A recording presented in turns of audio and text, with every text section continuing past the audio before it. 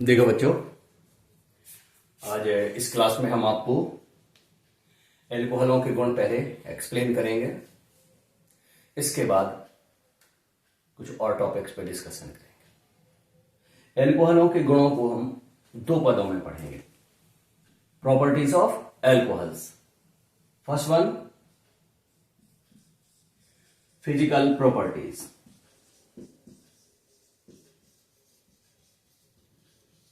भौतिक गुण।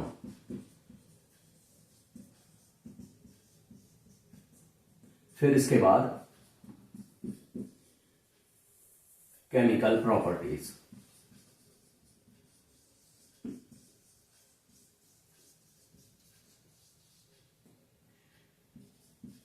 रासायनिक गुण।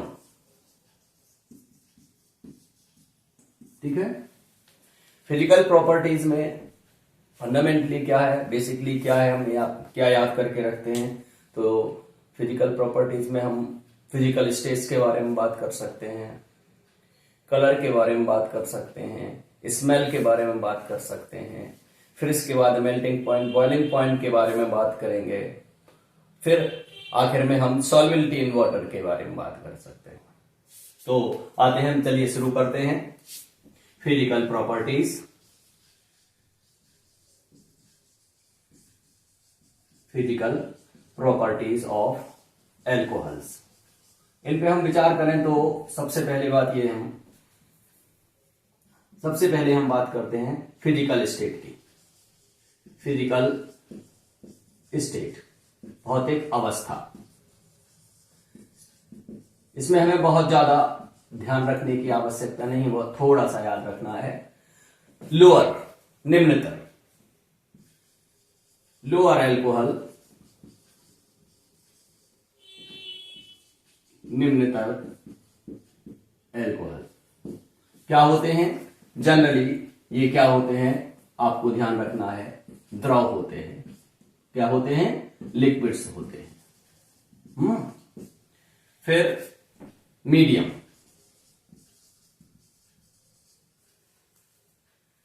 ये भी द्रव होते हैं। पहले जिनमें नंबर ऑफ कार्बन क्रम 3, 4, 5, 6, 7, 8 होते हैं, द्रव होते हैं। कैसे हैं? उच्च वाष्पशील बोला है। ठीक, द्रव होते हैं कौन? मीडियम वाले, यानी 8, 10, 12, 14, 15 और जैसे अल्कोहल, तो ये भी होते हैं। लिक्विड्स ये होते हैं बट लो वोलेटाइल, यानी कम वाष्पशील। लेकिन जब आप उच्च एल्कोहलों में जाएंगे, हायर में, तो वे ठोस मिलेंगे आपको, सॉलिड्स मिलेंगे, लेकिन इनके मेल्टिंग पॉइंट्स कम होंगे। ये बात याद रखते हैं। तो फिजिकल स्टेट में हमें बहुत ज्यादा याद नहीं रखना है। ये लोअर से हायर की तरफ, यानी मिथाइल अल्कोहल से आगे बढ़ते हैं। जैसे जैसे आप बढ़ते जाएंगे वैसे वैसे इनकी वोलेटाइलिटी, वाष्पशीलता कम होती चली जाएगी और क्वथनांक बढ़ते चले जाएंगे। ठीक है। और मीडियम में जाएंगे, द्रव होंगे, कम वाष्पशील होंगे। और अगर हम जाएंगे सॉलिड्स में जाएंगे तो हाँ, ये सॉलिड होंगे हायर में बहुत ज्यादा ऊपर, तो ये वाष्पशील कम होंगे और ये मतलब इनके मेल्टिंग पॉइंट लो होंगे रिस्पेक्टिवली। इसके बाद हम बात करते हैं रंग यानी कलर की और गंध माने स्मेल की। तो ये एल्कोहल कलरलेस होते हैं, इसलिए इस पे ज्यादा ध्यान देने की आवश्यकता नहीं होती है। गंध, विशिष्ट गंध वाले होते हैं। विशिष्ट गंध वाले होते हैं। विशिष्ट गंध। विशिष्ट गंध का मतलब क्या होता है? Specific order. इसे हम एल्कोहलिक गंध कहते हैं, एल्कोहलिक ओडर ऑर्डर। हाँ, लेकिन ये है कि सारे अल्कोहल एक जैसे स्मेल में नहीं होते हैं। सारे अल्कोहल्स की स्मेल एक जैसी नहीं होती है, वे अलग अलग स्मेल उनकी होती है।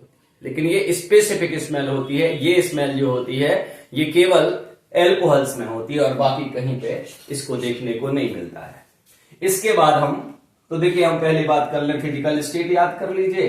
ये आमतौर पे लिक्विड हैं। जैसे जैसे आप बढ़ते चले जाएंगे इनकी वाष्पशीलता, इनकी वोलेटिलिटी कम होती चली जाएगी और हायर में जाएंगे तो वहां पे जो एल्कोहल्स हैं वे क्या होंगे, वे ठोस होंगे। ठीक है, जिनके मेल्टिंग पॉइंट्स कम होंगे। अब हम आगे बढ़ते हैं, फिर हम बात करते हैं किसकी, हम रंग के बारे में बात करते हैं। अगर रंग के बारे में हम बात कर रहे हैं तो रंग कैसा है, ये रंगहीन है और गंधहीन नहीं है। इनमें स्पेसिफिक माने विशिष्ट गंध होती है। ये दो बातें याद रखनी है। एल्कोहल्स की जो गंध होती है उसे एल्कोहलिक ऑर्डर यानी एल्कोहलिक गंध कहते हैं। इसका मतलब ये नहीं है कि सारे के सारे एल्कोहल्स की जो गंध है, स्मेल है, एक जैसी होती है। सारे के सारे एक जैसी नहीं होती है। इनकी हर एक एल्कोहल की स्मेल में थोड़ा बहुत डिफरेंस होता है और सबकी अपनी अपनी स्पेसिफिक ऑर्डर होती है, विशिष्ट गंध होती है। अब महत्वपूर्ण पद पर हम विचार करेंगे तो हम बात करेंगे इनके क्वथनांक पर और गलनांक पर। क्वथनांक माने बॉइलिंग पॉइंट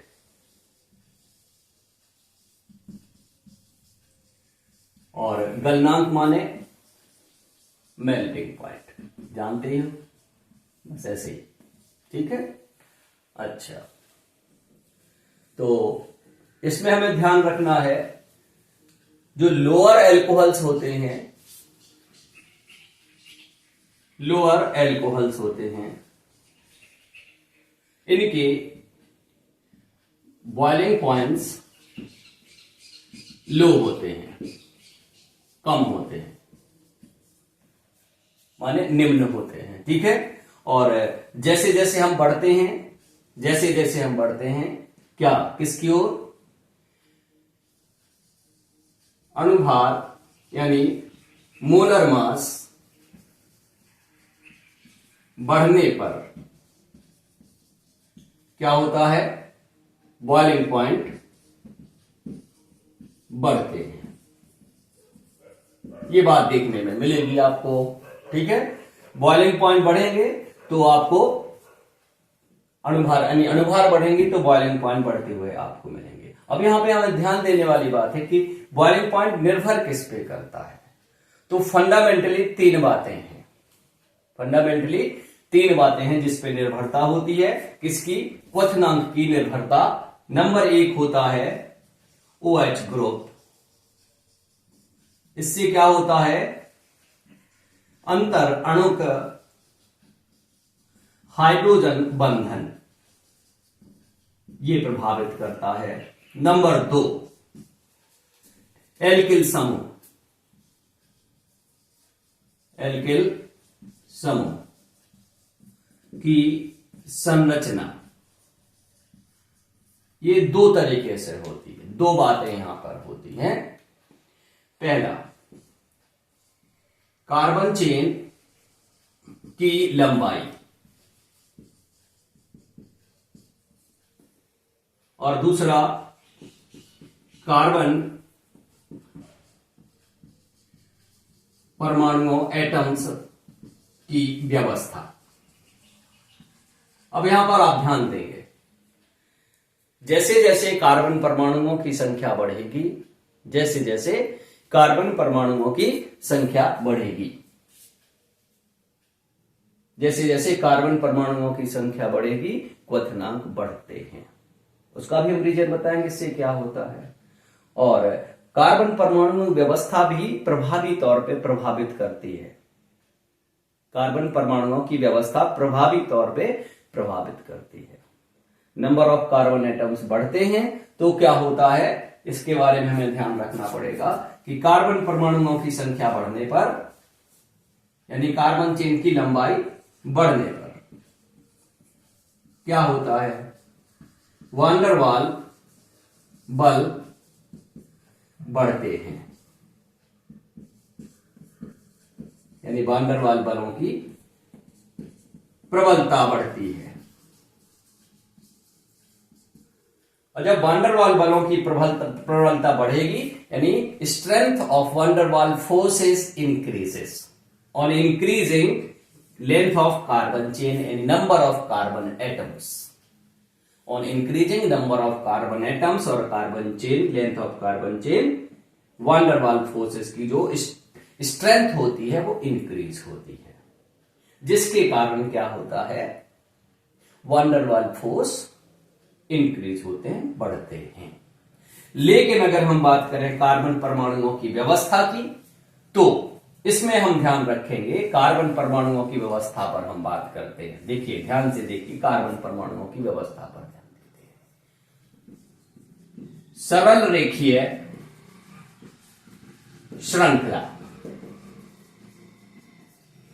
उच्चतम वान डेर वाल फोर्सेस, सरल रेखीय श्रृंखला है तो। लेकिन अगर हम बात करें क्या, शाखाएं बढ़ती हैं, शाखाएं बढ़ती हैं तो वान डेर वाल बल घटते हैं। ये बात ध्यान रखने की है। पहली बात हमने करी एल्किल समूह की संरचना में, तो दो बातें हैं, कार्बन चेन और कार्बन परमाणु। कार्बन चेन की लंबाई, कार्बन परमाणुओं की संख्या और कार्बन परमाणुओं की व्यवस्था। लंबाई बढ़ेगी, वान डेर वाल बलों की प्रबलता बढ़ती है, जिसके कारण क्या होते हैं, क्वथनांक बढ़ते हैं। और अगर हम कार्बन परमाणुओं की व्यवस्था पर करें बात, तो शाखाएं अगर नहीं है, माने सरल रेखीय श्रृंखला उसमें है, तो सरल रेखीय श्रृंखला अगर है तो उसके लिए उच्चतम वान डेर वाल बल होते हैं, याद करके रखिए। अब जैसे जैसे शाखाएं बढ़ेंगी, वान डेर वाल बल बढ़ते चले जाएंगे, सॉरी कम होते चले जाएंगे। क्यों, अब यहां पर ध्यान रखते हैं, सरल रेखीय श्रृंखला है तो जो पृष्ठ क्षेत्रफल है, पृष्ठीय क्षेत्रफल है, सरफेस एरिया होता है मॉलिक्यूल्स का, वो मैक्सिमम होता है।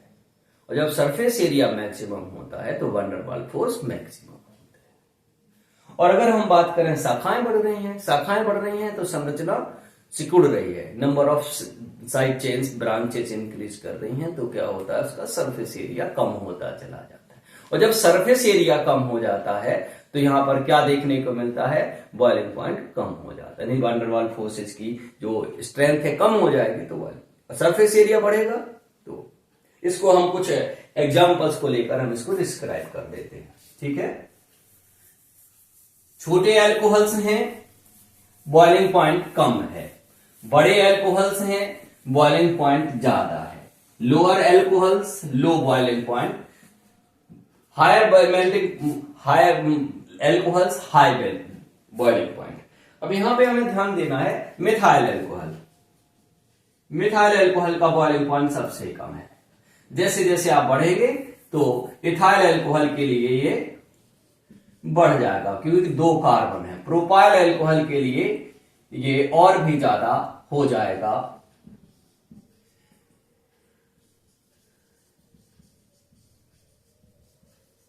और ब्यूटाइल एल्कोहल के लिए सबसे ज्यादा हो जाएगा।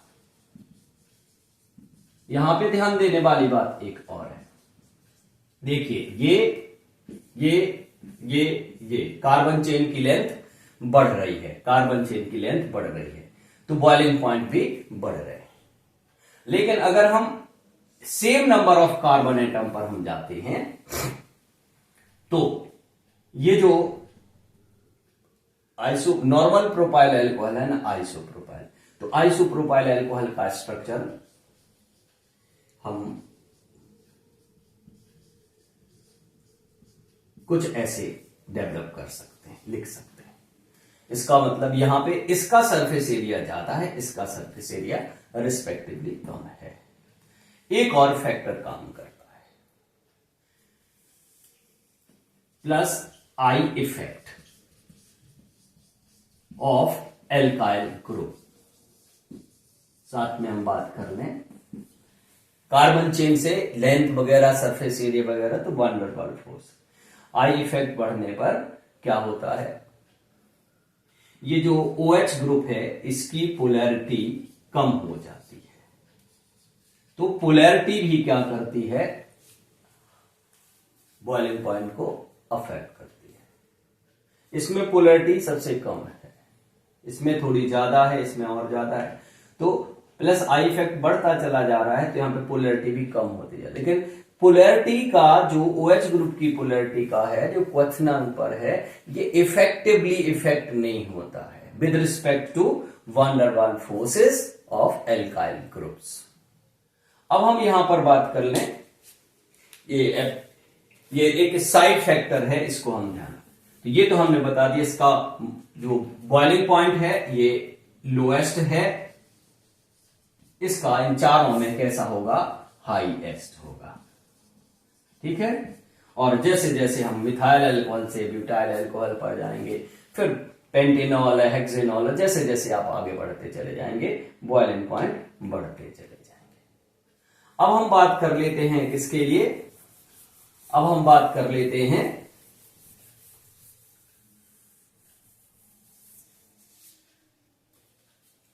अब देखिए ये है ब्यूटाइल अल्कोहल, ये नॉर्मल है। फिर हम बात करें ब्यूटाइल अल्कोहल,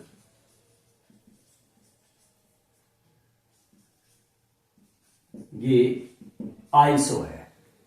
इसके बाद हम करें तीसरे पे बात, नियो ब्यूटाइल अल्कोहल,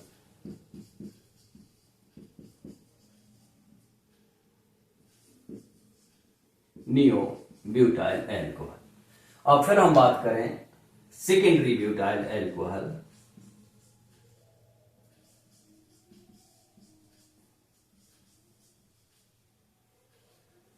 ठीक है।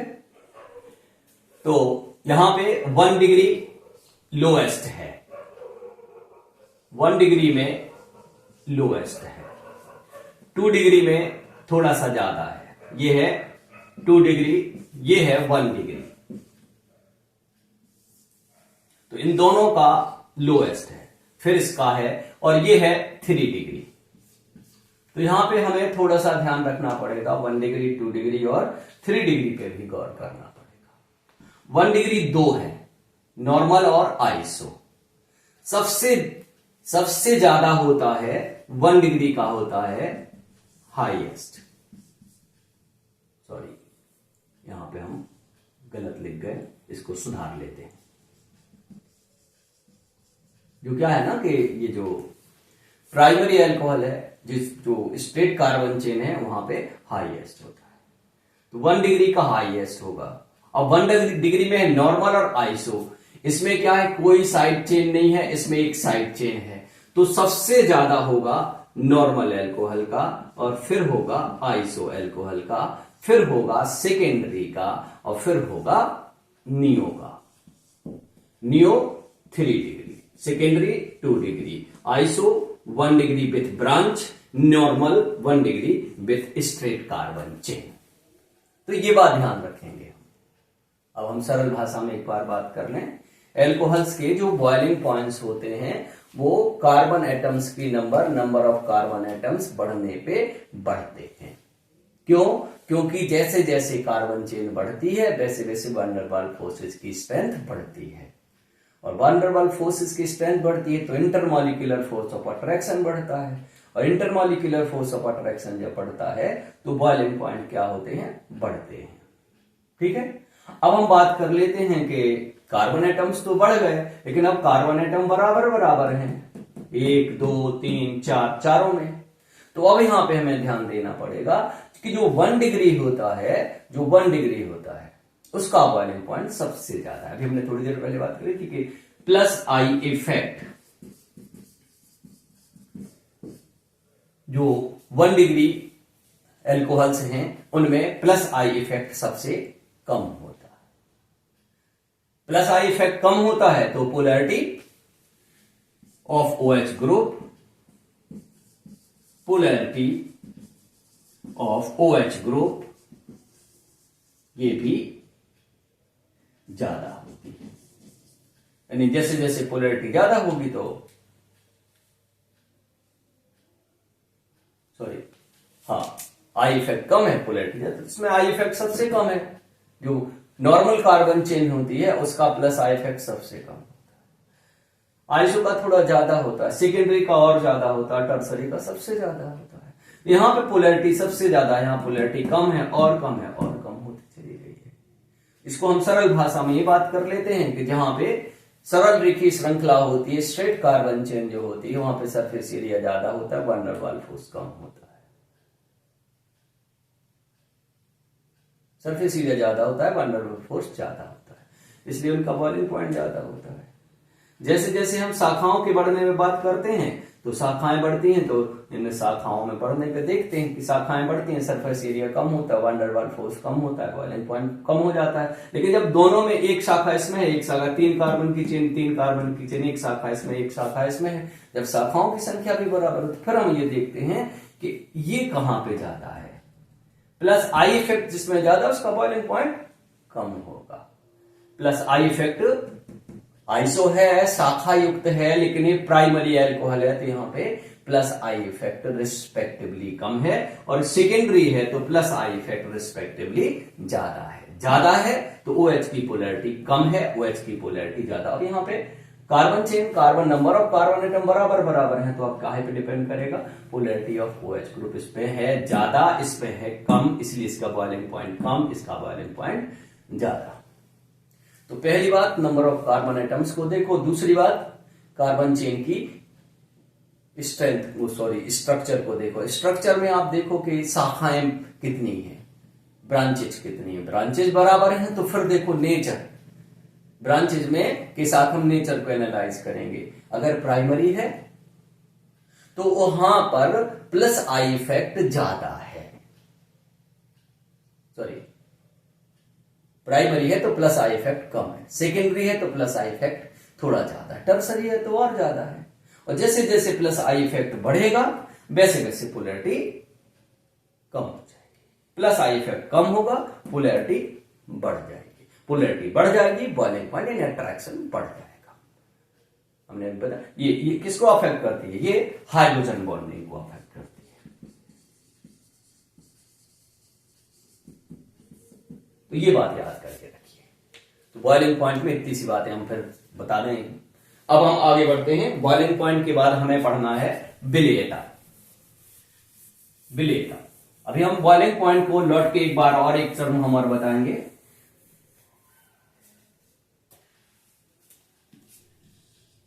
सॉल्युबिलिटी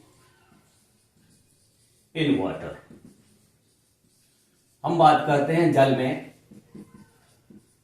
विलेयता की। वैसे विलेयता शब्द यहां पे उतना सूट नहीं करता है, क्योंकि जो लोअर अल्कोहल्स हैं सारे के सारे वो कैसे लिक्विड्स हैं, तो विलेयता की जगह पे अगर हम इस शब्द का यूज करें तो ज्यादा बेहतर है। मिश्रणीयता,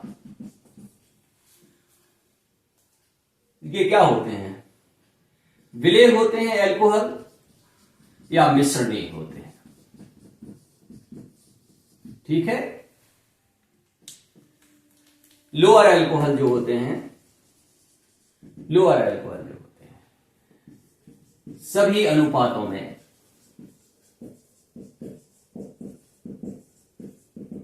मिश्रणीय है, विलेय है। सभी अनुपातों में मिश्रणीय है, विलेय है का मतलब जैसे methyl alcohol, ethyl alcohol, propyl alcohol के बारे में बात करें तो चाहे पानी ज्यादा हो चाहे अल्कोहल ज्यादा, वाटर का अमाउंट और अल्कोहल का अमाउंट जिस चाहे रेशियो में आप मिक्स कर दीजिए वे होमोजीनियस मिक्सचर बना देते हैं। इसको कहा जाता है कि सभी अनुपातों में मिश्रणीय। जैसे जैसे कार्बन चेन की लेंथ बढ़ती है, जैसे जैसे कार्बन चेन की लेंथ बढ़ती है वैसे वैसे मिश्रणीयता कम होती चली जाती है। क्यों? क्योंकि वास्तव में विलेयता निर्भर करती है दो बातों पे। नंबर एक, OH बंध की ध्रुवीयता माने polarity, polarity of OH group. ये क्या देगा? ये देगा हाइड्रोजन बॉन्डिंग की स्ट्रेंथ। ठीक, पहला फैक्टर ये है। और दूसरा फैक्टर जो याद रखना है वो है एल्किल समूह का जल विरोधी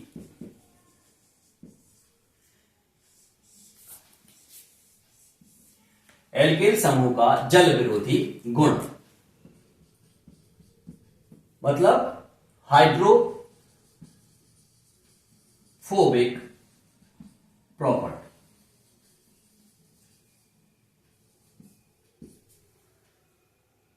OH बंध की ध्रुवता बढ़ती है, बढ़ने पर विलेयता बढ़ती है। ध्यान दीजिएगा, OH बंध की ध्रुवता बढ़ेगी, विलेयता बढ़ेगी। एल्किल समूह का जल विरोधी गुण बढ़ने पर विलेयता घटती है। ये बात याद, दो ही तो बातें याद करके रखनी है। जल में विलेयता, एल्कोहलों की मिश्रणीयता, इसके बारे में हमें पहली बात याद रखनी है कि सामान्यतया जो लोअर एल्कोहल्स होते हैं ये जल में किसी भी अनुपात में मिश्रणीय हो जाते हैं। 1 मिलीलीटर एल्कोहल ले लो, 99 मिलीलीटर वाटर ले लो, मिक्स कर दो होमोजीनियस।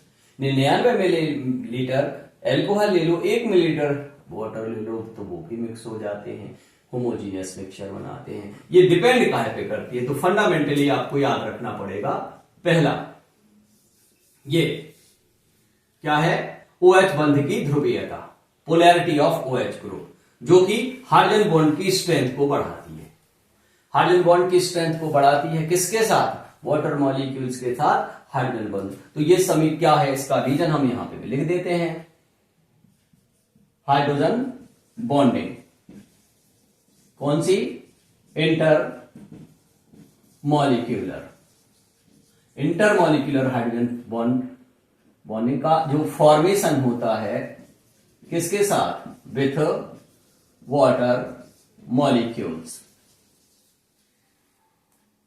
और इसलिए ये सभी अनुपातों में मिश्रणीय होते हैं, विलेय होते हैं। अब हाइड्रोजन बॉन्डिंग फॉर्मेशन का जो वाटर मॉलिक्यूल वो क्या है? OH बॉन्ड की polarity. Water molecule H2O, HOH, OH, इनकी पोलैरिटी ये जैसे जैसे बढ़ती है वैसे वैसे हाइड्रोजन बॉन्डिंग की स्ट्रेंथ बढ़ती है वाटर मॉलिक्यूल्स के साथ, वैसे वैसे जल में विलेयता या मिश्रणीयता बढ़ती है। अब हम अपोजिट हैंड जाते हैं। एल्काइल ग्रुप का जो जल विरोधी गुण होता है उसकी वजह से क्या होता है? विलेयता घटती है। जैसे जैसे कार्बन एटम बढ़ते जाते हैं ये कम होता जाता है, ये बढ़ता जाता है। On increasing number of carbon atoms, polarity of OH bond decreases due to plus I effect of alkyl group। Alkyl group के प्लस आई इफेक्ट के कारण OH बॉन्ड की ध्रुवता कम होती चली जाती है। ठीक है, और प्लस आई इफेक्ट के कारण जब ध्रुवता कम होती है तो हाइड्रोजन बॉन्डिंग की स्ट्रेंथ कम होती है और इसलिए विलेयता क्या हो जाती है? कम हो जाती है। अब ये किस पे डिपेंड करती है? इस पे जल विरोधी गुण। ये जल विरोधी गुण कहां पे डिपेंड करता है? ये भी प्लस आई इफेक्ट पे डिपेंड करता है। प्लस आई इफेक्ट ज्यादा है तो जल विरोधी गुण ज्यादा है, प्लस आई इफेक्ट कम है तो जल विरोधी गुण कम है, जल विरोधी गुण कम है तो ज्यादा घुलेगा, जल विरोधी गुण ज्यादा है तो कम घुलेगा। इस सारी बातों को, ये कॉन्सेप्ट से हैं, ध्यान रखते हैं। दो बातें यहां तक करके रखनी है। जैसे जैसे कार्बन चेन बढ़ती है, जैसे जैसे कार्बन चेन बढ़ती है ये ध्रुवता कम हो जाती है। ध्रुवता कम होती है, हाइड्रोजन बॉन्डिंग की स्ट्रेंथ कम हो जाती है, बॉइलिंग पॉइंट कम हो जाता है। जैसे जैसे एल्किल ग्रुप का जल विरोधी गुण बढ़ता है, हाइड्रोफोबिक प्रॉपर्टी बढ़ती है, तो वैसे वैसे जल में विलेयता यानी मिश्रणीयता कम होती चली जाती है। ये बात याद करके रखनी है। ठीक है, चलिए अब इसको हम थोड़ा सा स्ट्रक्चर के रेफरेंस में बात कर लेते हैं।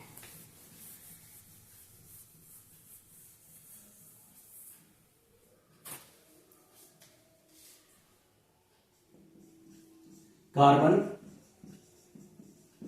परमाणुओं की संख्या, नंबर ऑफ कार्बन एटम्स, बढ़ती है, विलेयता घटती है। क्यों? क्योंकि हमने कहा कार्बन परमाणुओं की संख्या बढ़ेगी, OH बॉन्ड की पोलैरिटी कम होगी, पोलैरिटी कम होगी, हाइड्रोजन बॉन्ड की स्ट्रेंथ कम हो जाएगी। दूसरे, शाखाएं बढ़ने पर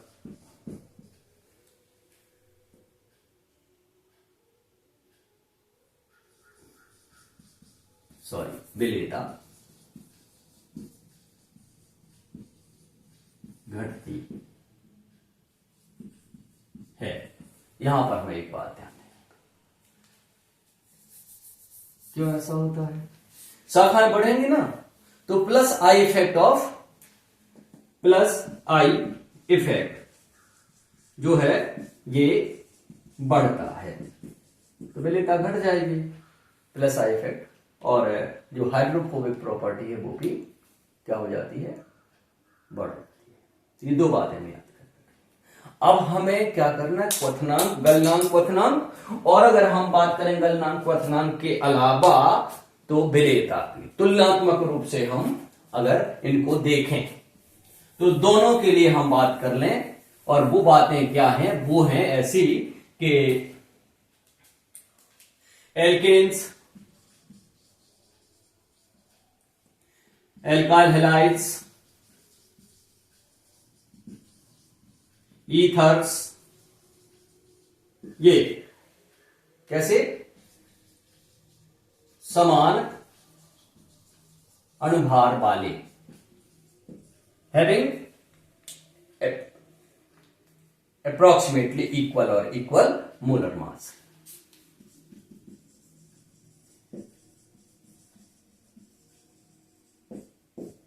इनके बॉइलिंग पॉइंट्स पर क्या है, इनके बॉइलिंग पॉइंट्स पर क्या है, ये अपेक्षाकृत कम होते हैं।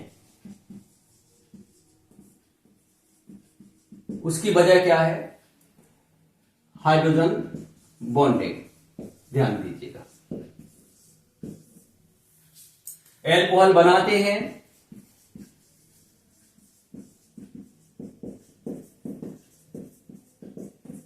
ये नहीं बनाते हैं।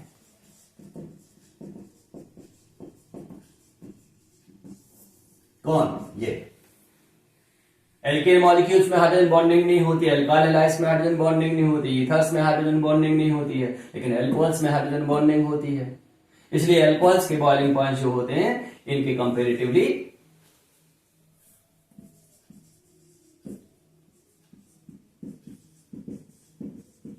हायर बॉइलिंग पॉइंट्स होते हैं। किसके? एल्कोहल्स के। किससे? एल्केन से ज्यादा होते हैं, एल्काइल हैलाइड से ज्यादा होते हैं, ईथर से ज्यादा होते हैं। देख लो, इथाइल अल्कोहल, इथाइल अल्कोहल, इसका मोलर मास 46। प्रोपेन इसका मोलर मास 44। दोनों लगभग बराबर बराबर है। ये क्या है? एक लिक्विड है और ये क्या है? एक गैस है। अब गैस है तो जाहिर सी बात है बॉइलिंग पॉइंट बहुत बहुत कम होगा, नॉर्मल टेम्परेचर से भी इसका कम है बॉइलिंग पॉइंट प्रोपेन का। और इथाइल अल्कोहल का है, लिक्विड है, इसका लिक्विड का जो बॉइलिंग पॉइंट क्या होगा? नॉर्मल टेम्परेचर से ज्यादा होगा। ये है। इसी तरह एल्काइल हैलाइड्स में हम ईथर्स में हम चले जाएं, ईथर्स तो बिल्कुल सेम टू सेम ये है, CH3CO CH3, ये तो 46 है। ईथर, मिथाइल डाइमिथाइल ईथर, ये लो बॉइलिंग पॉइंट लिक्विड है। तो ये बात हमें याद करके रखनी है। अब अगर हम बात करते हैं किसके? जल में विलेयता की, तो यहां पर भी वही बात है, यहां पर भी वही बात है कि ये आमतौर पे जल में या तो विलेय नहीं है या फिर अति अल्प विलेय है, इनसॉल्युबल और very less soluble, feebly soluble. ये तो इनसॉल्युबल ही होते हैं, आमतौर पे ये इनसॉल्युबल होते हैं, ये फीबली सॉल्युबल होते हैं। कारण क्या है यहां पे? इनके मॉलिक्यूल हाइड्रोजन बॉन्डिंग नहीं बनाते हैं, इनके मॉलिक्यूल हाइड्रोजन बॉन्डिंग नहीं बनाते। किसके साथ? वाटर मॉलिक्यूल्स के साथ। इनकी माना कि प्योर स्टेट में हाइड्रोजन बॉन्डिंग इफेक्टिव नहीं है, लेकिन वाटर मॉलिक्यूल के साथ वीक हाइड्रोजन बॉन्डिंग होती है ईथर्स की, इसलिए ये थोड़े से कुछ थोड़े से, लेकिन एल्कोहल के कंपेरेटिवली कैसे होते हैं? उच्चतर विलेय होते हैं, ठीक। और ये अपेक्षाकृत कम विलेय होते हैं, ध्यान रखने वाली बात है। तो हम फिर से एक बार बात कर लें, क्या बात कर लें कि अगर हम एल्कोहलों के साथ एल्केन्स को कंपेयर करें तो आप पाएंगे कि एल्केन्स के बॉइलिंग पॉइंट बहुत कम होते हैं और जल में विलेयता भी बहुत कम होती है, मतलब लगभग अभिलेय होते हैं। कारण क्या है? कारण बड़ा सीधा साधा है, एल्केन मॉलिक्यूल्स में हाइड्रोजन बॉन्डिंग की कोई गुंजाइश नहीं है और ना ही वाटर मॉलिक्यूल के साथ हाइड्रोजन बॉन्डिंग होती है। लेकिन एल्कोहल्स के बारे में अगर हम बात करें तो ये एल्कोहल मॉलिक्यूल्स ही इंटरमॉलिक्यूलर हाइड्रोजन बॉन्डिंग बनाते हैं, वाटर मॉलिक्यूल्स के साथ भी इंटरमॉलिक्यूलर हाइड्रोजन बॉन्डिंग बनाते हैं। इसलिए एल्कोहल्स की जो विलेयता या मिश्रणीयता भी ज्यादा होती है, इनके मेल्टिंग पॉइंट, बॉइलिंग पॉइंट भी अपेक्षाकृत ज्यादा होते हैं। अब हम बात करेंगे एल्कोहल्स के गुणों में फिजिकल प्रॉपर्टीज के बाद केमिकल प्रॉपर्टीज के। केमिकल प्रॉपर्टीज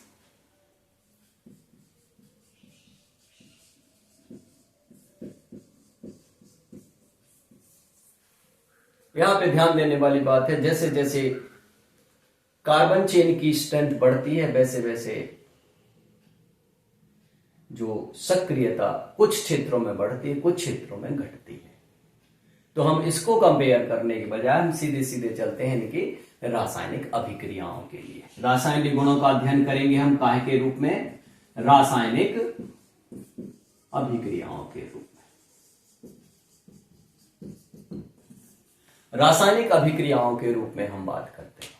तो रासायनिक अभिक्रियाओं में पढ़ना है हमें सबसे पहले इनकी अम्लीय गुण पर। अब हम बारी बारी से एक एक गुण के बारे में बात करते हैं। अम्लीय गुण ये काहे पे निर्भर करता है? Acidic property of alcohols, property of alcohols depend करती है OH बंध की ध्रुवीयता माने पोलैरिटी, ये बढ़ने पर बढ़ती है। अब ये कहें कि निसाब हम अम्लीय गुण तो पहले में पता तो लग जाए कि अम्लीय गुण क्या है, लेकिन चलो अम्लीय गुण क्या होता है मैं बाद में बताते हैं। लेकिन ये ध्यान रखना, सिर्फ ये बात याद करके रखिए, OH बंध की ध्रुवीयता बढ़ती है तो अम्लीय गुण बढ़ता है। और ये याद रखना है प्लस आई इफेक्ट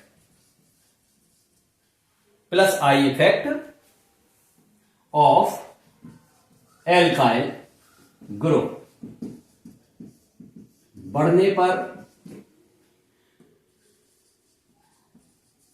ध्रुवीयता घटती है। ये इतना सा याद रखना है फंडामेंटल टर्म। OH बंध की ध्रुवीयता बढ़ने पर अम्लीय गुण बढ़ता है,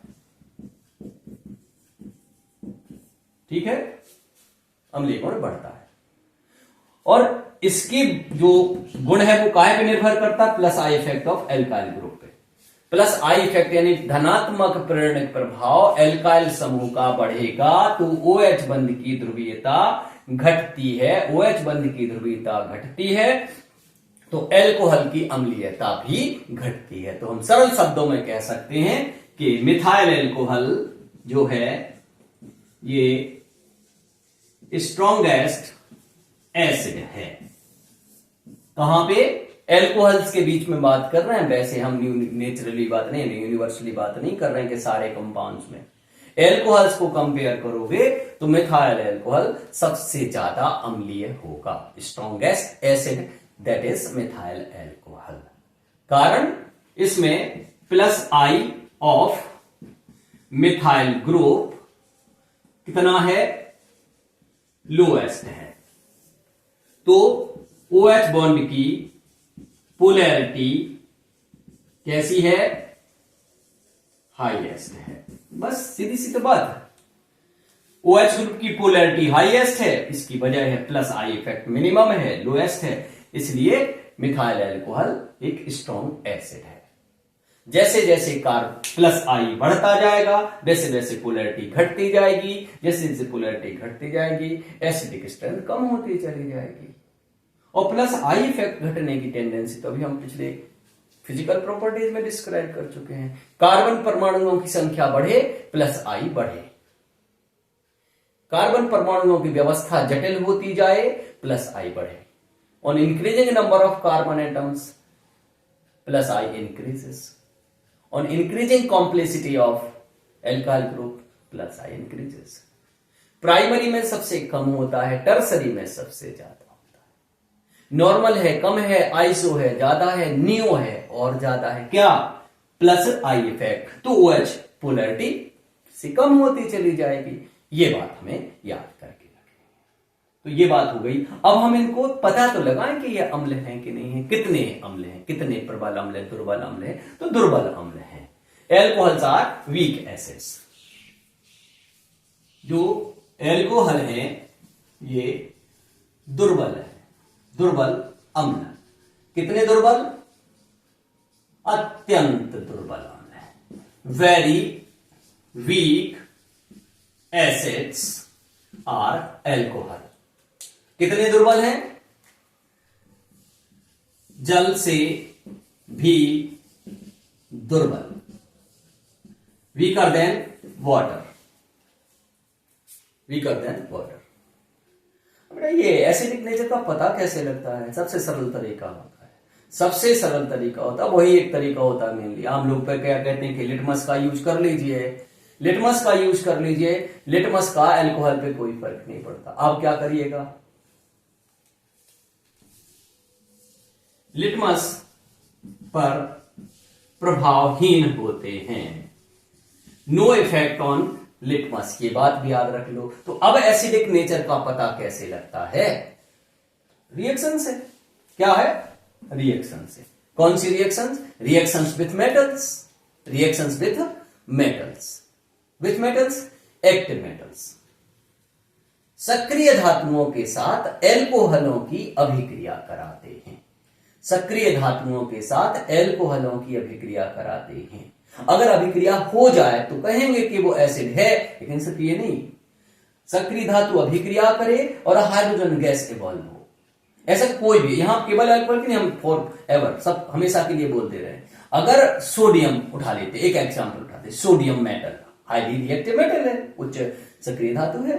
अगर सोडियम मेटल किसी यौगिक से जो हाइड्रोजन रखे है अपने पास और रिएक्शन करे तो इसका मतलब है वो एसिडिक नेचर शो करता है, वो एसिड है। Reaction of sodium, formation of hydrogen gas from any compound, it means that that is an acid. अब वो वीक है या स्ट्रॉन्ग है तो उसके लिए आगे हम बात करते हैं। सोडियम से रिएक्शन करी, हाइड्रोजन बनी तो एसिड है, तो हम सोडियम हाइड्रोक्साइड से रिएक्शन करा देते हैं। अगर सोडियम हाइड्रोक्साइड से रिएक्शन हो जाए, अगर सोडियम हाइड्रोक्साइड से रिएक्शन हो जाए तो समझिए कि वो एसिड स्ट्रॉन्गर देन वाटर है। लेकिन अल्कोहल सोडियम हाइड्रोक्साइड से रिएक्शन नहीं करते हैं, सोडियम हाइड्रोक्साइड से रिएक्शन नहीं करते हैं, इसीलिए हमने क्या किया, जल से भी दुर्बल। और जब जल से दुर्बल है तो हमने फिर ये कहा कि अत्यंत दुर्बल। और जो जल से दुर्बल होते हैं या जल के बराबर एसिडिक स्ट्रेंथ रखते हैं, वे लिटमस पेपर को अफेक्ट नहीं करते। जो जल से प्रबल अम्ल होते हैं वे ही लिटमस को अफेक्ट करना है। जैसे जैसे प्रबलता बढ़ती जाती है, जल से स्ट्रॉन्गर होते चले जाते हैं, वैसे वैसे लिटमस पे इफेक्ट बढ़ता चला जाता है। क्या होता है? तो हम केमिकल प्रॉपर्टीज पे आ जाते हैं।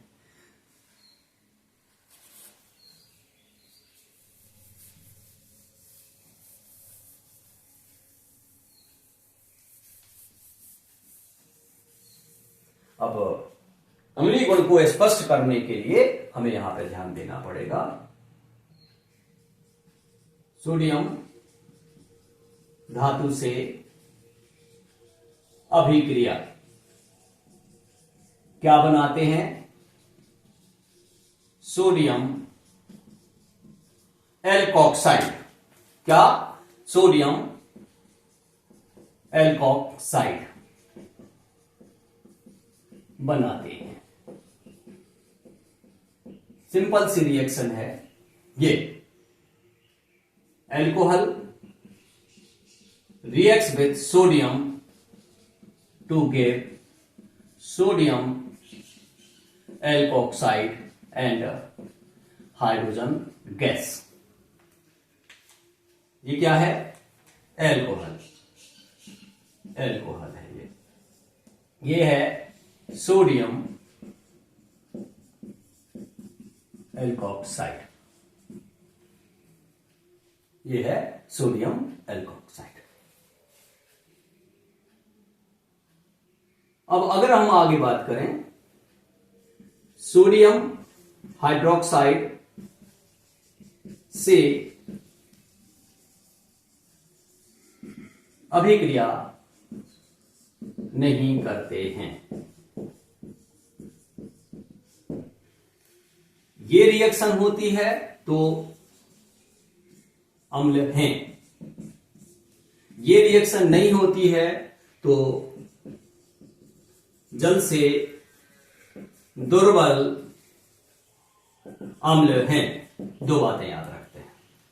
सोडियम धातु से अभिक्रिया होती है, हाइड्रोजन गैस बनती है और सोडियम एल्कोक्साइड कंपाउंड होता है, तो ये अम्ल हैं। सोडियम हाइड्रोक्साइड से अभिक्रिया नहीं करते हैं तो ये जल से दुर्बल अम्ल हैं। ये हो गया अम्लीय गुण। किसका हो गया अम्लीय गुण? ये अम्लीय गुण है आपके एल्कोहलों का। ठीक है, अब हम आगे बढ़ते हैं। एल्कोहलों की कुछ और प्रॉपर्टीज पर हम जाते हैं। पहले हम मोटे मोटे तौर पे इसके रिएक्शंस को एक्सप्लेन करते हैं, फिर इसके बाद हम रिएक्शन से रिलेटेड कुछ रीजन्स पे, कुछ एक्सप्लेनेशंस पर हम आएंगे। पहले हम कंपाउंड फॉर्मेशन के बारे में हम बात कर लेते हैं। दूसरी इंपॉर्टेंट रिएक्शन जो है एल्कोहल्स की, दूसरी इंपॉर्टेंट रिएक्शन जो है वो एल्कोहल्स की, वो है निर्जलीकरण। निर्जलीकरण,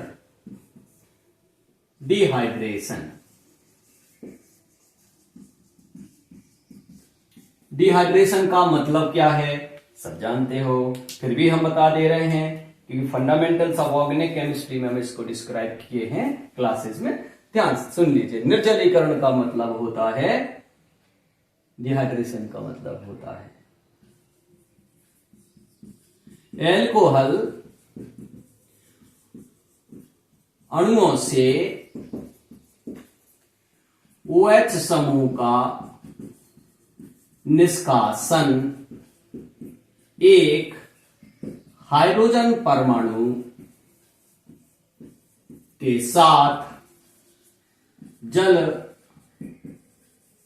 अणु के रूप में, removal of alcoholic group with hydrogen atom as water molecule is known as dehydration. Symbolically हम बात कर सकते हैं एल्कोहल, एल्कीन एंड वाटर। जब एल्कोहल मॉलिक्यूल से वाटर मॉलिक्यूल निकल जाता है तो इसे कहा जाता है डिहाइड्रेशन ऑफ एल्कोहल्स, जल का निर्जलीकरण।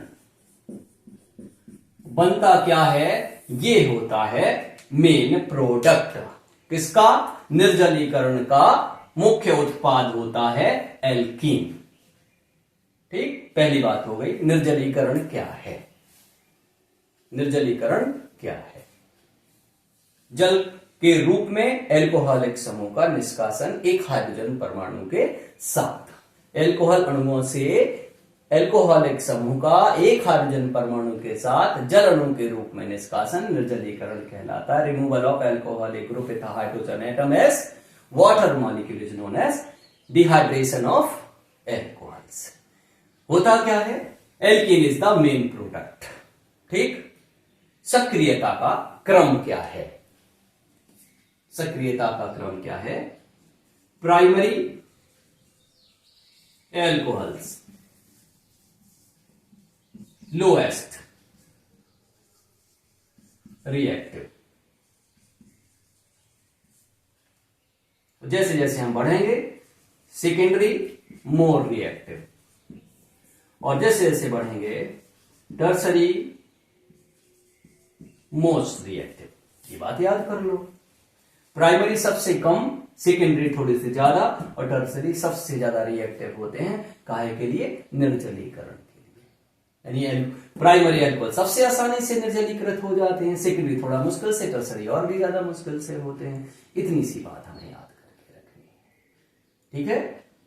अच्छा, बनता क्या है? एल्कीन बनता है। अब ये जो रिएक्शन होती है, ये किसको? सेट-जेफ या कहीं कहीं पे जेट-सेब लिखा होता है, जेट-सेब, सेट-जेफ नियम का पालन करते हैं। सेट-जेफ रूल का को ओबे करती हैं, फॉलो करती हैं। कौन? निर्जलीकरण की अभिक्रिया। कौन सा नियम? सेट-जेफ नियम का पालन करते हैं। ये याद करके रखिएगा। जैसे एडिशन इलेक्ट्रोफिलिक एडिशन रिएक्शन किसको फॉलो करती है? मार्कोनी-काफ रूल को। ऐसे ही ये जो डिहाइड्रेशन है, ये किसको फॉलो करता है? Set-Jeff rule. डिहाइड्रेशन की जैसे और भी एलिमिनेशन रिएक्शंस हैं, वे भी सेट-जेफ रूल को फॉलो करती है। अगर डिहाइड्रेशन क्यों, अब इसके बारे में हम बात कर लें। ये क्यों, ये डिहाइड्रेशन किस टाइप की रिएक्शन है, उस पर आ जाते हैं। पहले हमने बताया उसका डेफिनेशन क्या है सिंपली, फिर उसका मेन प्रोडक्ट क्या होता है, फिर हमने reactivity of primary secondary tertiary alcohol बता दिया। इसके बाद अगर जरूरत पड़े तो सेट-जेफ रूल लगेगा तो लगाएंगे, नहीं लगेगा तो कोई बात नहीं है। अब हम बात करते हैं किसके बारे में? अब हम बात करते हैं इसके रिएक्टिविटी हो गई, डेफिनेशन हो गई, ठीक, और निर्जलीकरण के लिए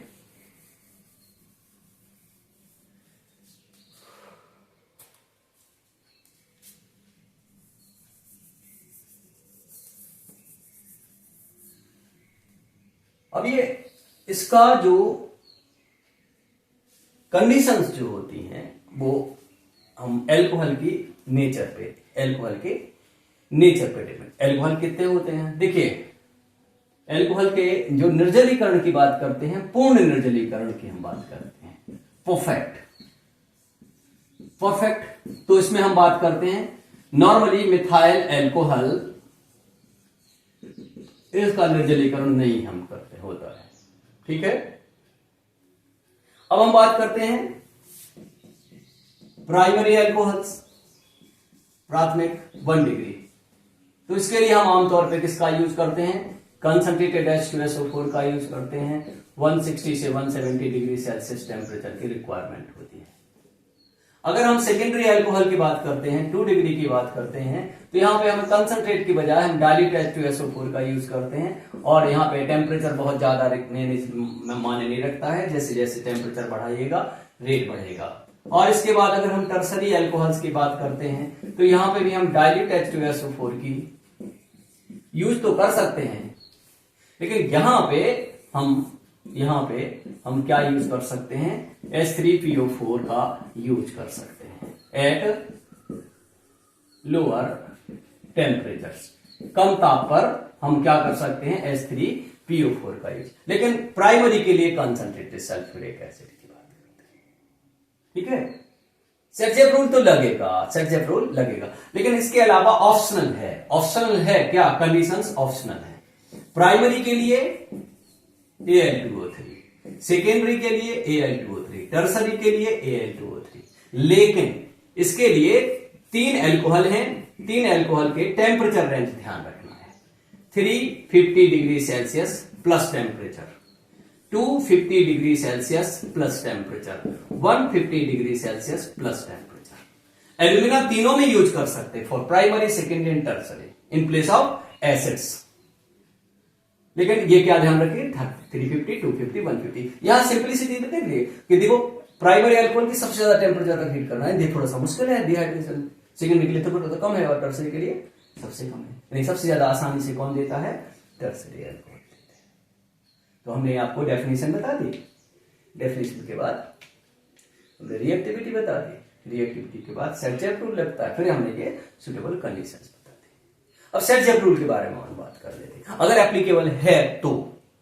सेट रूल के लिए हम एक एग्जांपल लिख देते हैं दो, और फिर इसके बाद फिर हम रिएक्शंस पे बात करते हैं। बनता क्या है, एल्कीन बनती है। रिएक्टिविटी प्राइमरी की सबसे कम और टर्सरी सबसे ज्यादा रिएक्टिव होते हैं। बनता क्या है, मेनली एल्कीन बनती है। अब हम यहां पे हम बात करते हैं, देखिए ये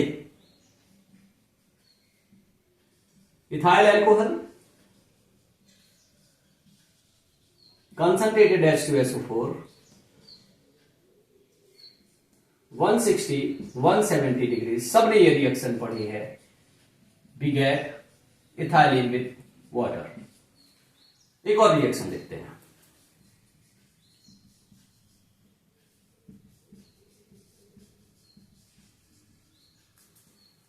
ये है 1 डिग्री, ये है 2 डिग्री। इथाइल अल्कोहल, ब्यूटेनॉल 2, इसको हम हीट करते हैं। हम इस पे हीट करते हैं तो डाइल्यूट H2SO4 अगर हम यूज करें तो सिर्फ हीट कर दीजिए, बनेगा क्या, बनेगा ये CH3 CH double bond CH CH3 plus H2O। ठीक, अच्छा अब यहां पर एक और हम लिख ले रहे हैं, ऊपर लिख देते हैं, चलिए देखिए CH3 CHOH CH3, इस पे ये सेकेंडरी ये भी है बच्चा, देखो। तो इसके लिए भी हम क्या यूज करेंगे, डाइल्यूटेड H2SO4 यूज करेंगे और हीट कर देंगे। इसमें बनेगा CH3 CH double bond CH2 plus H2O। ठीक है, तीनों रिएक्शन पे। यहां पर ध्यान देने वाली बात है कि एल्कोहल, जिस कार्बन एटम पे एल्कोहलिक ग्रुप है उसका केवल एक ही पड़ोसी कार्बन है। तो यहां से OH ग्रुप रिमूव हो गया, यहां से हाइड्रोजन रिमूव हो गया, एथिलीन बन गई, कोई ऑप्शन ही नहीं था। अब इसमें देखो ये है एल्कोहलिक ग्रुप, एक ये नेबरिंग कार्बन है, एक ये पड़ोसी कार्बन, दो पड़ोसी हैं, दो नेबरिंग कार्बन है।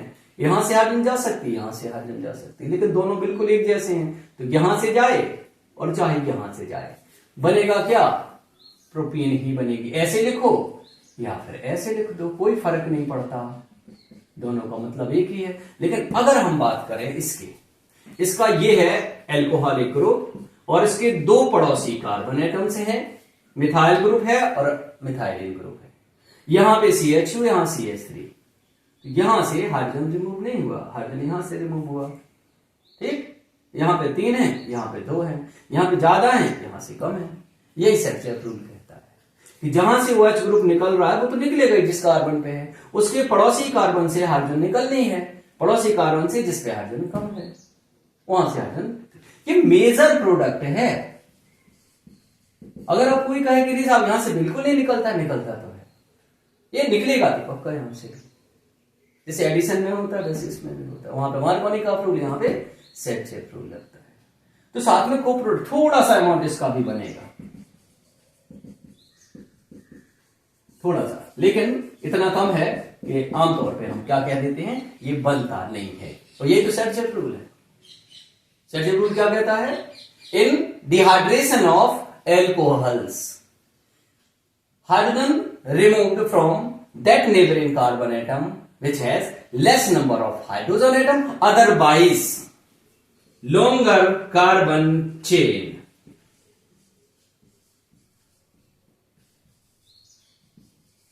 ये बात कब लागू होती है, जब दोनों तरफ कार्बन एटम्स सेम होते हैं, CH2 and CH2, but this is longer carbon chain, this is smaller carbon chain, no removal of hydrogen from here, removal of hydrogen from this carbon atom। तो क्या बनेगा, CH3 CH2 CH CH CH2 CH3 H2।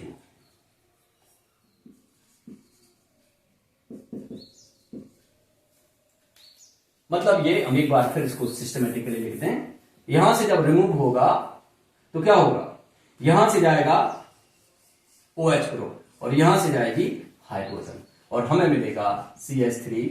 Left hand side में इस हिस्से से कोई effect नहीं बदलेगा, ये बदल जाएगा CH बचेगा, ये बदल जाएगा CH बचेगा, यहां से CH2 निकल जाएगा हाइड्रोजन, तो यहां बचेगा CH CH2 CH3।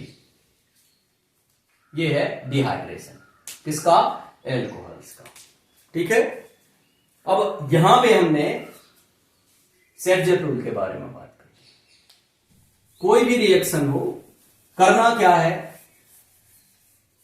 कौन कौन से डिहाइड्रेटिंग एजेंट होते हैं, तो यहां पे हमें इसके बारे में भी बात कर लेनी है। निर्जली कारक डिहाइड्रेटिंग एजेंट्स, देखिए कंसंट्रेटेड H2SO4 हम ले लेते हैं, डाइल्यूटेड H2SO4 हम ले लेते हैं, H3PO4 भी होता है। ये क्या है, माइल्ड है। ये क्या है, माइल्ड है। ये कैसा है, स्ट्रॉन्ग है।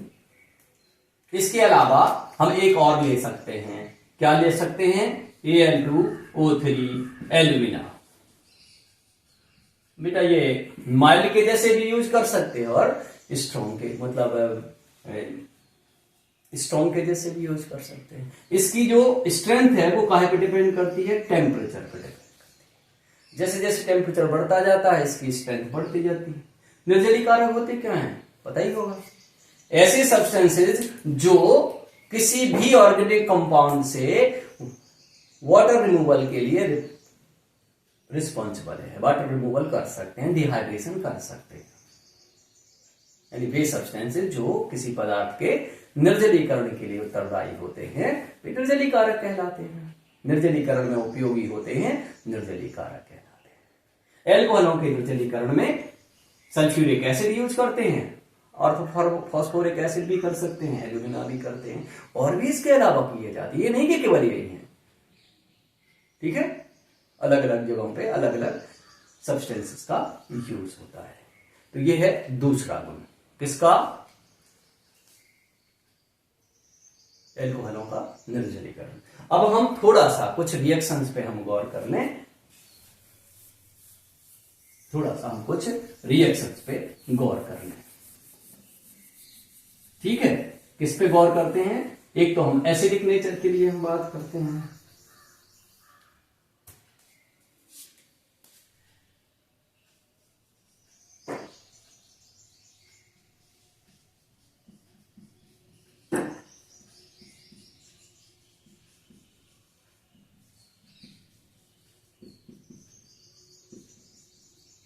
ये है, अब जैसे हम दूसरा ये हम करें रिएक्शन,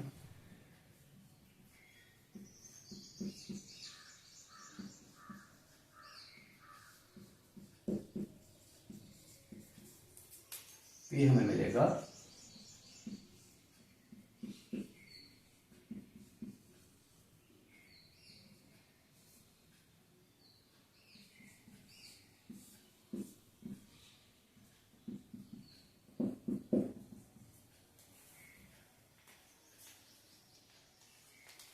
इसका नाम है टर्सरी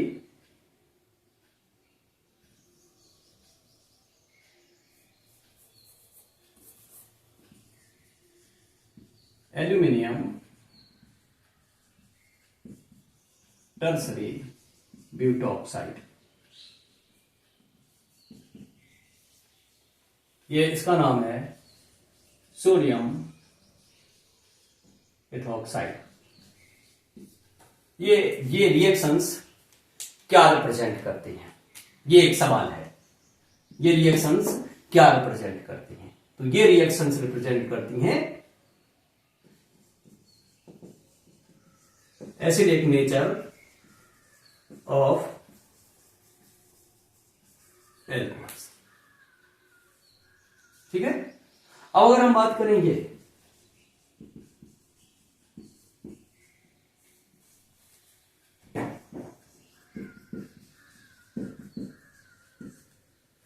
एल्कोहल कन्वर्ट हो गया एथाइलिन, कुछ नहीं लिखा है यहाँ पे, कुछ नहीं लिखा, ये तो सुटेबल कंडीशन, बस ये हमें चेंज देखना है, इसमें मिला लिए एथाइल अल्कोहल दिया था, एथाइलिन बन गई, वाटर मॉलिक्यूल रिमूवल। तो ये इस टाइप की रिएक्शन यहाँ पे जो भी सुटेबल कौन सबसे पहले यहाँ दिखना पड़ेगा क्या है, ये प्राइमरी अल्कोहल है। प्राइमरी अल्कोहल है तो यहाँ पे क्या आएगा, या तो आएगा concentrated H2SO4 at 160 to 170 degree Celsius temperature, या फिर हम ये ले सकते हैं alumina at 350 degree Celsius temperature. ये क्या है, डिहाइड्रेशन है, डिहाइड्रेशन ऑफ एल्कोहल। लेकिन अगर हम मान लो इसके स्थान पर, अब ये हम हटा दे रहे हैं, अब हम इसके स्थान पर हम इसके बारे में बात करें। सॉरी, एक मिनट डिस्टर्ब हो गया। इसके स्थान पर हम इस रिएक्शन पे गौर करें, डिहाइड्रेशन ऑफ दिस एल्कोहल, है ना। तो ये क्या बनेगा इससे, डिहाइड्रेशन से, इसके डिहाइड्रेशन से बनेगा CH3C double bond CH2 CH3 plus H2O। ठीक हो गए। अब यहां पे ध्यान देना है, ये है प्राइमरी तो ये यूज करेंगे, अब ये है टर्सरी तो अब यहां पर क्या यूज करेंगे, यहां पर हम यूज करेंगे या तो डाइल्यूट H2SO4 यूज करेंगे, या फिर हम H3PO4 यूज करेंगे, या फिर हम यूज करेंगे Al2O3। लेकिन यहां पे ध्यान रखना पड़ेगा, यही तो फंडामेंटल्स है। रिएक्शन लिखिए, उसके लिए ये पूछ लिया जाए,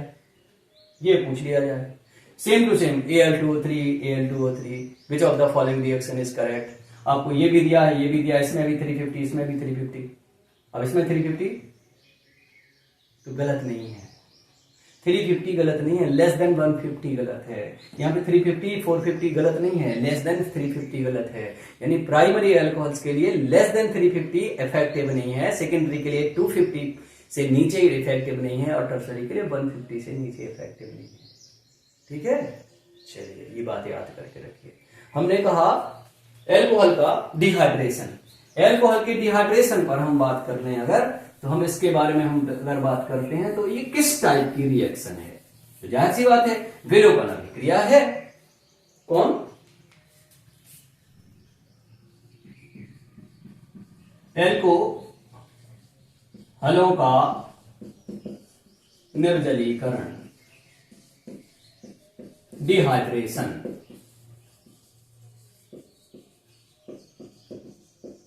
अब ये क्या है, विलोपन, एलिमिनेशन रिएक्शन है ना। अभी किस प्रकार का विलोपन है, तो विलोपन के बारे में बात करनी पड़ेगी, सीखना पड़ेगा आपको विलोपन के बारे में। विलोपन अभिक्रियाओं को दो प्रकार से व्यक्त किया जाता है, दो तरीके से। पहला क्लास 1, क्लास 1 में alpha elimination and beta elimination. तो एल्कोहलों का निर्जलीकरण बीटा एलिमिनेशन होता है। क्यों, क्योंकि इसमें दो यानी H और OH, H and OH are removed from two adjacent carbon atoms। एल्कोहलों के निर्जलीकरण में H और OH का रिमूवल अगल बगल वाले दो कार्बन परमाणुओं से होता है, इसलिए हम उसे कहते हैं क्या, बीटा एलिमिनेशन, अल्फा एलिमिनेशन नहीं है। अब हम बात करते हैं क्लास 2। क्लास 2 पहला होता है E1 रिएक्शन, E1 रिएक्शन, और दूसरा होता है E2 रिएक्शन, है ना। E1 रिएक्शन कैसी होती है? E1 रिएक्शन होती है 2 स्टेप, और E2 रिएक्शन होती है 1 स्टेप।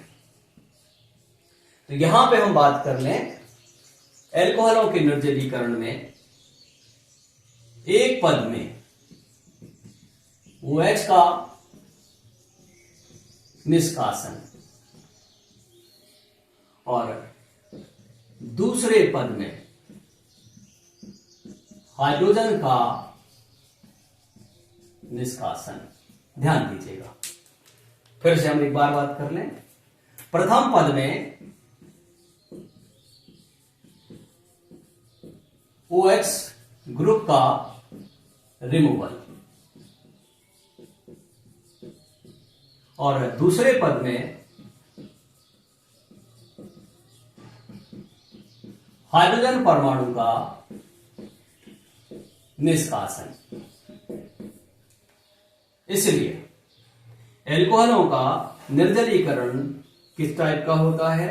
E1 टाइप का होता है।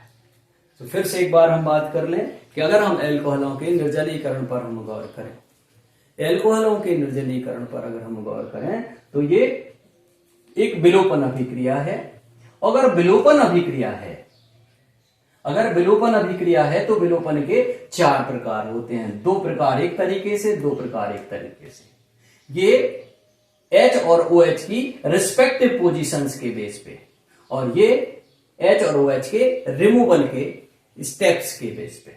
जब दोनों के दोनों एटम्स या ग्रुप्स एक साथ एक ही कार्बन एटम से रिमूव होते हैं तो वो होता अल्फा एलिमिनेशन। लेकिन एल्कोहल्स में H और OH दो अगल बगल वाले एडजेसेंट कार्बन एटम से रिमूव होते हैं, इसलिए उसे कहा जाता है बीटा एलिमिनेशन। अब 2 का रिमूवल है, एक साथ निकल रहे हैं एक ही स्टेप में या बारी बारी से निकल रहे हैं 2 स्टेप्स में। अगर एक ही स्टेप में निकल जाए दोनों तो E2 कहलाती है, यानी H और OH का रिमूवल एक साथ हो जाए तो E2। लेकिन पहले H और फिर OH या पहले OH और फिर H, यानी 2 ग्रुप हैं, 2 एटम्स हैं, उनका रिमूवल तो E2। तो यहां पे इतना याद रखना है कि अल्कोहलों का निर्जलीकरण बीटा एलिमिनेशन है, बीटा विलोपन है, और E1 रिएक्शन है, 2 स्टेप्ड एलिमिनेशन रिएक्शन होती है। ठीक है, एक रिएक्शन पर अब हम आगे बात करेंगे। अभी हमने सबसे पहले शुरुआत में पहले रिएक्शन में अम्लीय गुण के बारे में, OH समूह की सिर्फ हाइड्रोजन का रिमूवल हुआ, उसमें कौन सा बंध टूटा? OH बंध टूट गया। विलोपन, इसमें विलोपन यानी निर्जलीकरण की अभिक्रियाओं में यहां पर क्या हो रहा है? 2 बातें हो रही हैं। OH bond carbon oxygen bond remove हो रहा है। ठीक है, अब हम इसके बाद अगली अभिक्रिया पर हम गौर करते हैं, और वो अभिक्रिया इकट्ठे में थोक में कुछ और कह दिया जाता है जैसे वास्तव में, लेकिन वो 2 अभिक्रियाओं का समूह है हमें, लेकिन हम दोनों के अलग अलग रूप में पढ़ाएंगे। पहला है एस्टरीकरण, एस्टरीफिकेशन, और इसी से मिलता जुलता है दूसरा है एसिडीकरण, एसाइलेशन। दोनों ही कंडीशंस में क्या होना है? एस्टर फॉर्मेशन होना है। एस्टरीकरण क्या है? एस्टरीकरण क्या है? एस्टर निर्माण काहे के द्वारा? एल्कोहल और अम्ल की अभिक्रिया द्वारा। ठीक है, ये RCOOH reacts with ROH in presence of some acid on heating. RCOOR dash and water is removed. This is ester, alcohol acid. This is acid part, this is alcohol part. This is esterification. This is esterification.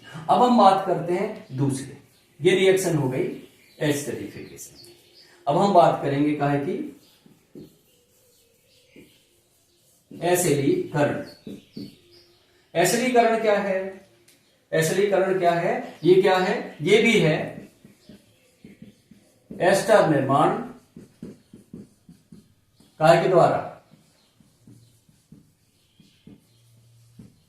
Alcohol और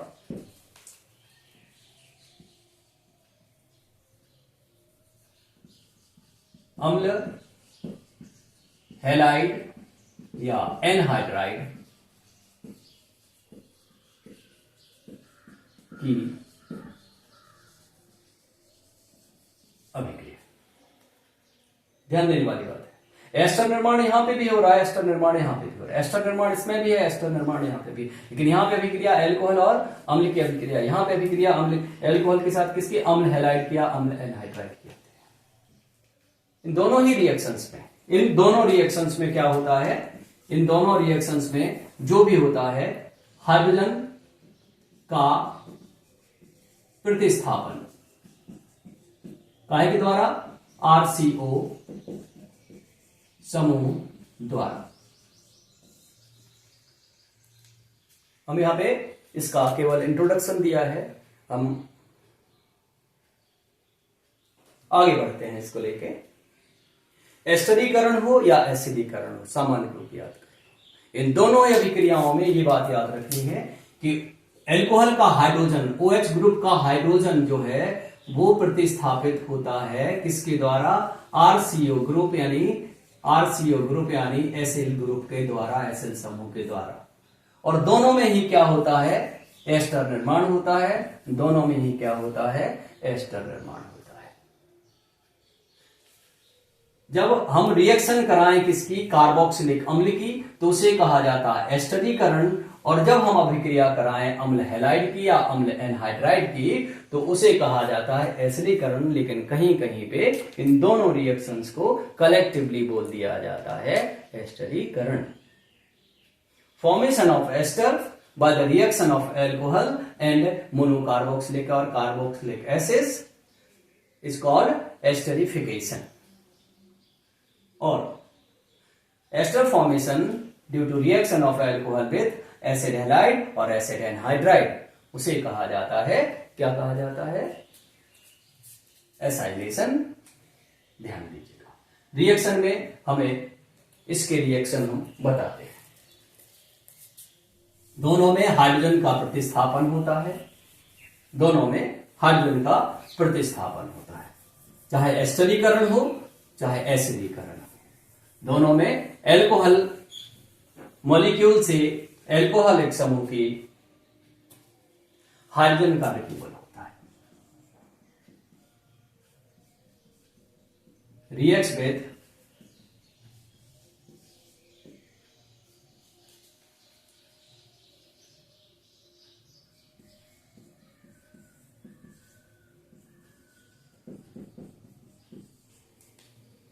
alcohol reacts with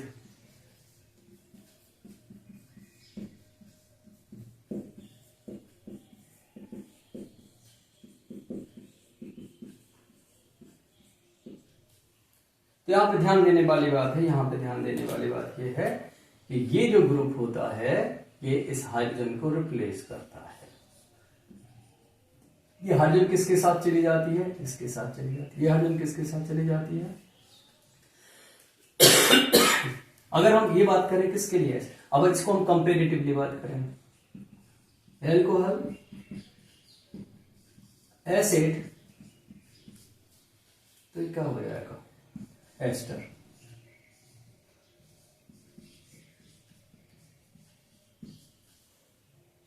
ये acyl group इस hydrogen को replace करती है और ये hydrogen किसके साथ चली जाती है? इस OH के साथ चली जाती है. यहां पे एक बात और ध्यान रखनी, यहां पे हमें बेसिक मीडियम प्रोवाइड कराना होता है. यहां पे हमें बेसिक मीडियम प्रोवाइड कराना होता है, यहां पे हमें एसिडिक मीडियम प्रोवाइड कराते हैं. तो रिएक्शन दोनों एस्टरीकरण नहीं हो सकती, इसको कहा जाएगा एसाइलेशन, एसाइलेशन, और इसको कहा जाएगा एस्टरीफिकेशन। ठीक है, तो यहां तक ये रिएक्शन से एक आध का एग्जाम्पल और हम दे देते हैं। चलिए एग्जाम्पल और ले लीजिए, जैसे कि हम बात करते हैं ethyl alcohol reacts with acetic acid in presence of hydrogen ions on heating। Hydrogen ions में एसिड यूज करेंगे हम, direct sulphuric concentrated sulphuric acid. ये क्या बनेगा, ये बनेगा CH3CO OCH2CH3 प्लस H2O। इसका नाम है इथाइल एसीटेट। ये है एसीटिक एसिड, ये है इथाइल अल्कोहल, ये है एस्टरीफिकेशन। अब इसमें एक बात ध्यान देने वाली बात है कि अगर हम यहां पे इस मिक्सचर को कंटिन्यूअसली सप्लाई करते रहें तो एस्टर फॉर्मेशन कंटिन्यू बनता रहता है। तो कहीं कहीं पे हमें इसको कंटिन्यूअस एस्टरीफिकेशन भी लिखा हुआ मिल जाता है, सतत एस्टरीकरण। चलिए अब अगर हम इसके बारे में बात करें, एग्जाम्पल दें हम किसके, एसाइलेशन के। अगर हम एसाइलेशन के बारे में बात करें तो ध्यान देने वाली बात है, छोटी छोटी बातें हैं, जरा जरा सी बातों में फर्क पड़ जाता है। अब ये रिएक्शन हो रही है किसकी, इथाइल अल्कोहल की ही हो रही है। किससे हो रही है, एसिटाइल क्लोराइड से हो रही है। क्या बन रहा है, इथाइल एसीटेट बन रहा है, इथाइल एसीटेट बन रहा है। यहां पे भी इथाइल एसीटेट बना, इसमें भी इथाइल एसीटेट बना, क्योंकि एक ही सब्सटेंस बन रहा है दोनों में, तो इसको